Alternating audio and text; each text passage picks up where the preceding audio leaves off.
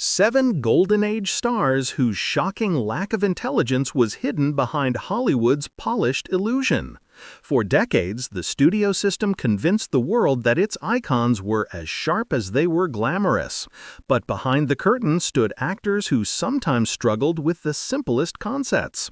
Publicists crafted clever quotes for interviews, stand-ins quietly completed magazine IQ tests on their behalf, and unscripted appearances were often canceled entirely just to prevent embarrassing moments. Beneath the glossy images and carefully built reputations were some of the least intellectually capable performers ever to draw massive paychecks. People who forgot their own characters' names, actresses who thought Europe was a single country, and leading men who rejected legendary roles simply because they couldn't understand the scripts.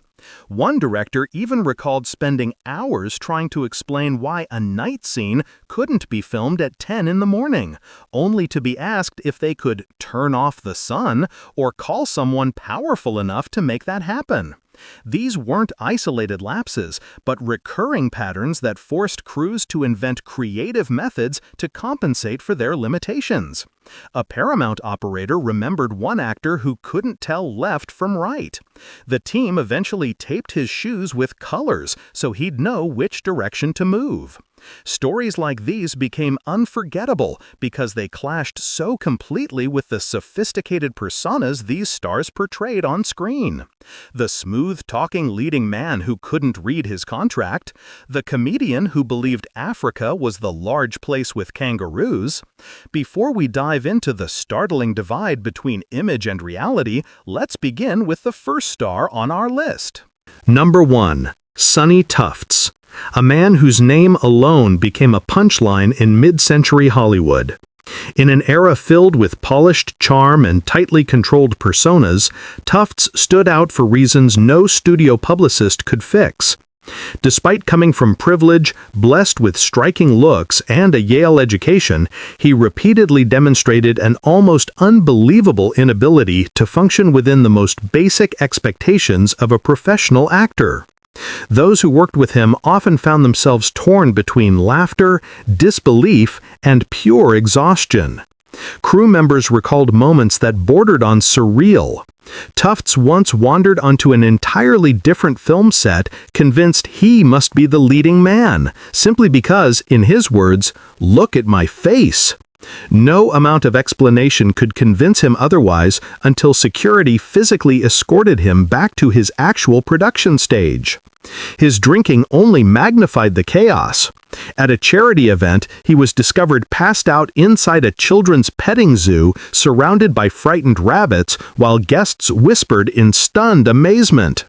The story hit the gossip columns, but the far stranger details, his confused attempt to claim he was there to judge the animals for a night contest in December, never made it to print. Studio executives eventually reached a point of despair rarely seen in the Golden Age system. Paramount issued official apologies for his behavior, a move almost unheard of at the time.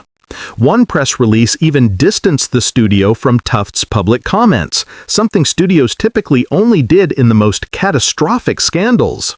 Those who directed him had to change entire shooting schedules just to accommodate the reality of working with someone who struggled to remember lines, blocking, or even the basic rhythm of a scene. Many began filming him in tiny fragments, capturing one workable sentence at a time, stitching his performance together in the editing room like a broken mosaic.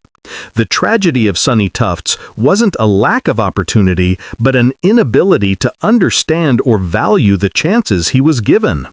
In rare moments, he showed glimmers of real talent, suggesting that a different version of his life might have been possible.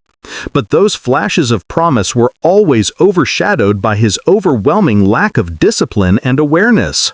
Hollywood tried to shape him into a star, yet in the end, he became a living warning about what happens when charisma collides with self-destruction.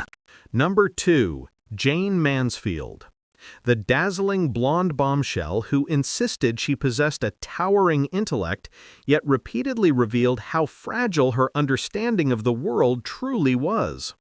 Hollywood promoted her as the rare combination of beauty and brilliance, a woman fluent in multiple languages with an IQ supposedly soaring above the genius threshold. Magazines published photos of her reading philosophy books in bubble baths, reinforcing the illusion of a star whose mind matched her legendary curves. But off-camera, those who knew her recognized a woman constantly overwhelmed by the everyday realities others took for granted. Crew members often recalled moments that left them unsure whether to laugh or feel concerned. Mansfield once asked why the studio couldn't simply move California closer to New York so she wouldn't have to take long flights, genuinely confused as to why such a request would be impossible. During a European press tour, she questioned whether the entire continent ever experienced summer, or if it was all the same gloomy England weather. When told Paris was not in Britain, she followed with another earnest question that confirmed she truly didn't grasp the geography she spoke about so confidently. Directors struggled to guide her through emotional scenes, eventually resorting to a system of color-coded instructions to help her interpret basic feelings. Blue meant sadness, red meant anger, because anything more layered proved too difficult for her to process consistently. Yet Mansfield clung to her self-constructed image of sophisticated intelligence, memorizing impressive-sounding words that she often used in completely inappropriate contexts. She longed to be taken seriously, but found herself trapped between the persona she projected and the reality she couldn't escape. Perhaps the most heartbreaking aspect of her story was how easily she was manipulated. Industry insiders admitted that they would sometimes compliment her with elaborate phrases that meant nothing, simply to see her repeat them proudly as if they revealed some hidden depth. Mansfield tried desperately to keep up with conversations she didn't understand, reciting lines she had practiced without recognizing when they made her the subject of private jokes. The mismatch between the world she believed she inhabited and the one others saw became a quiet tragedy behind the glamour she wore so well. Number 3. Mamie Van Doren, another blonde bombshell molded by the studios in their endless search for the next Marilyn Monroe. With her striking looks and carefully crafted persona, she seemed destined to shine in Hollywood's spotlight. Yet behind the scenes, her struggle to keep up with even basic facts became a constant challenge for anyone trying to guide her career. Publicists learned quickly that any unscripted interview risked spiraling into confusion within seconds, forcing them to hover nearby with gestures and cues that resembled silent rescue missions. Her sense of history was especially infamous. During a promotional tour for a war film, she confidently suggested that World War II took place sometime in the 1970s, and asked for confirmation when reporters corrected her. She insisted that Abraham Lincoln invented the telephone and believed Alexander Graham Bell was the man who rang the Liberty Bell for freedom. Those present often had to hide their reactions, unsure whether to correct her gently or move past the moment entirely to avoid deeper confusion. Studios realized she could not be left to navigate public appearances alone. Handlers prepared rehearsed lines for her, limiting interviews to a set of short responses she could repeat regardless of the question. Directors working with her created scenes with minimal dialogue, relying on her physical presence rather than asking her to engage with material that required comprehension of chronology or meaning. Even her autobiography later revealed a timeline filled with impossibilities, placing her at events before she was born and describing encounters with people who had already died. Yet beneath these missteps was someone who genuinely wanted to be seen as thoughtful and worldly. At industry gatherings, she would listen intently, searching for something meaningful to add, only to produce comments so disconnected that conversations fell silent around her. Unlike others who embraced the dumb blonde stereotype for attention, Mamie spent much of her life trying to escape it, unaware that her efforts often deepened the gap between who she wished to be and how the world perceived her. The result was a career built on beauty and charisma, shadowed by a reputation for confusion she could never quite outrun. Number 4. Tab Hunter. Number 4. Tab Hunter, the golden-haired heartthrob Warner Brothers worked tirelessly to present as the perfect all-American idol. With striking blue eyes and a clean-cut innocence that made teenage fans swoon, he became one of the studio's most bankable stars. Yet behind the glossy posters and meticulously managed public image was a young man who struggled to grasp even the most basic mechanics of filmmaking, leaving crews to improvise strategies simply to get through a day of shooting. The disconnect between how he appeared and how he functioned created an unusual tension that followed him throughout his career. Directors quickly learned that Hunter could not consistently remember his blocking, no matter how many times it was rehearsed. A camera setup might be perfected only for him to wander in the opposite direction once the scene began, or position himself completely out of frame without realizing it. Eventually, crews resorted to placing colored tape on the floor, waving signals from off-camera, and even creating hand gestures so obvious they resembled traffic control more than traditional directing. It became an unspoken system, necessary not out of impatience, but survival. Dialogue presented its own set of hurdles. Even simple lines became tangled as Hunter memorized the words as isolated sounds rather than meaningful sentences. A statement that should flow naturally would emerge chopped, with stresses in all the wrong places, forcing multiple retakes just to achieve basic coherence. During press tours, publicists developed cheat sheets detailing his character names, film plots, and even the movies he was currently promoting. One reporter recalled asking about his motivation in a film he had recently finished, only for Hunter to blink in confusion and ask which movie they were discussing. Despite these challenges, Hunter possessed a genuine sweetness that endeared him to coworkers, who often found themselves guiding him through interviews and helping him avoid questions that demanded complex thought. His limitations made him vulnerable in an industry that prized sharp instincts and negotiation skills, leading him to sign contracts he barely understood and accept deals far beneath his worth. What kept him afloat was not comprehension, but charm, a soft-spoken sincerity the studio believed was enough to carry him through. And for years, that was true. Behind his flawless appearance, however, was a young man constantly attempting to navigate a world that moved faster than he could process. Number 5. Bo Derek. A woman whose breathtaking beauty propelled her into instant stardom, yet whose career became inseparable from the man who shaped her image, director John Derek. When she burst onto the scene in the late 1970s, audiences were captivated by her effortless sensuality, while critics questioned whether she understood the films built around her. Behind the camera, John controlled nearly every aspect of her career, insisting that her physical presence alone was more important than dialogue, story, or performance. For many insiders, it was clear she was being guided through an industry she didn't fully comprehend. Those who worked on her films often described sets where Bo followed direction without grasping the larger narrative she was part of. Scenes were crafted around her appearance, with John reminding everyone that lighting existed purely to flatter her skin rather than serve the emotional tone of a moment. When conversations about character or motivation arose, she tended to defer to him, either unsure how to respond or unaware of the creative discussions unfolding around her. To crew members, it seemed she had been placed at the center of films without being given the tools to understand her own role. Her breakout film, 10, solidified her as an icon of beauty, but it also intensified questions about her awareness of the machinery surrounding her public image. Interviews revealed a woman eager to please, yet hesitant when topics grew complex, often stopping mid-thought as if searching for meaning in ideas she hadn't fully processed. Critics noted that she rarely discussed artistic intention, focusing instead on surface-level details that reflected the world John had constructed for her.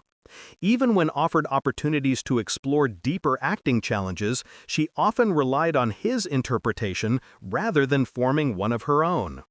While many dismissed her as merely the product of her husband's vision, Bo herself seemed torn between wanting authenticity and accepting the simple path laid out for her.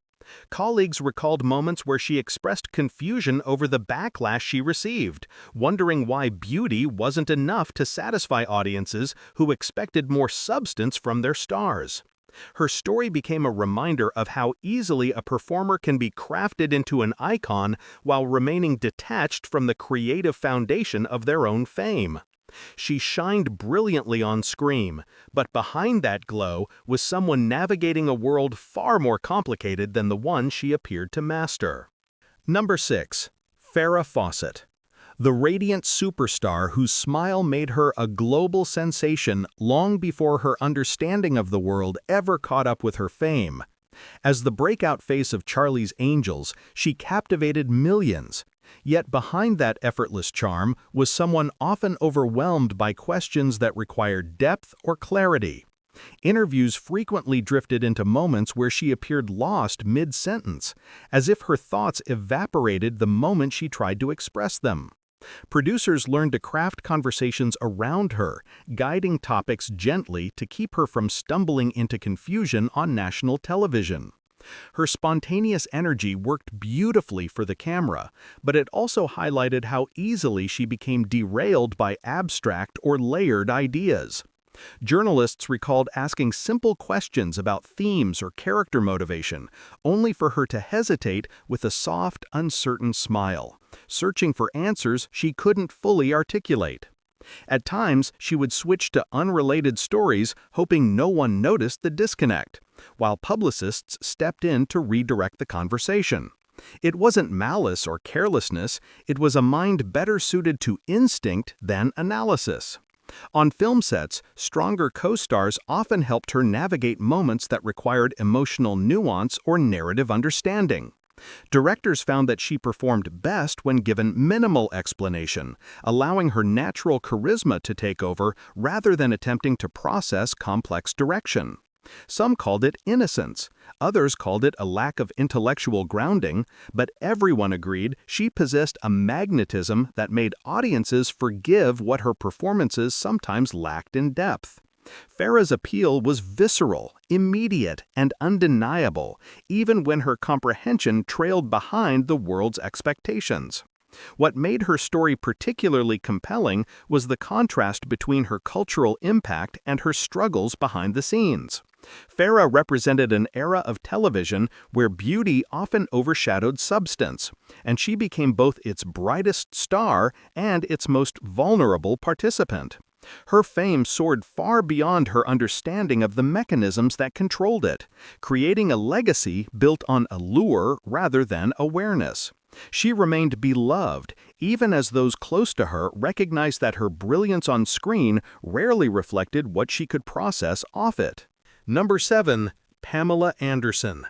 A woman who became one of the most recognizable faces of the 1990s, yet whose public persona often overshadowed her ability to navigate the complexities of fame. As the star of Baywatch, she embodied an image so iconic that audiences rarely questioned whether she understood the industry swirling around her. Interviews revealed a pattern of naive, sometimes bewildering statements that fueled a narrative she struggled to counter, leaving her trapped between the world's perception and her own limited grasp of the machinery driving her success. She entered Hollywood as a symbol, long before she had the chance to become a fully formed participant. Those who worked with her described someone who relied heavily on instinct rather than comprehension. Script discussions often required patient, step-by-step explanations, while abstract topics prompted her to offer vague responses or unrelated anecdotes. Publicists developed strategies to keep interviews tightly controlled, prepared to intervene whenever questions ventured beyond surface-level territory. Pamela tried earnestly to keep up, yet her understanding frequently lagged behind the pace of conversations crafted for more analytical minds. Despite this, she possessed a powerful emotional presence that translated effortlessly on screen. Directors found that her performances improved when she wasn't burdened with complex dialogue, relying instead on her natural physical expressiveness. Her vulnerability, both on-screen and off, made her an easy target for exploitation and misunderstanding. She often reacted to situations rather than anticipating them, navigating fame with a mixture of sincerity and confusion that left those close to her both protective and concerned. Her beauty opened doors, but it also created expectations she couldn't always meet. And so, Pamela Anderson's story becomes the final reflection in this journey through Hollywood's polished illusion. These 7 stars reveal a truth the industry worked tirelessly to conceal: that behind the glamour, fame often elevates those who are unprepared for its weight, exposing limitations the public rarely sees.